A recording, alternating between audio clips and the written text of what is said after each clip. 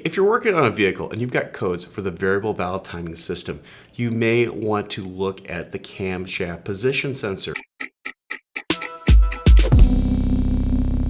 This video is sponsored by Intermotor, genuine import parts. Visit intermotorparts.com for more information. Almost every late model vehicle on the road has some form of variable valve timing. This system usually has an actuator on the camshaft that can change the timing of the camshaft. To do this, it usually has an actuator. To get the actuator to work properly, it requires a camshaft position sensor. If the camshaft position sensor is not operating properly, it may cause codes with a variable valve timing system.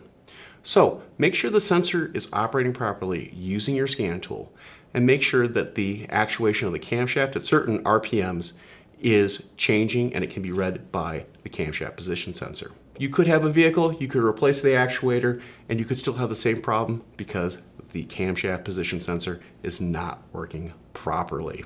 I'm Andrew Markel. Thank you very much.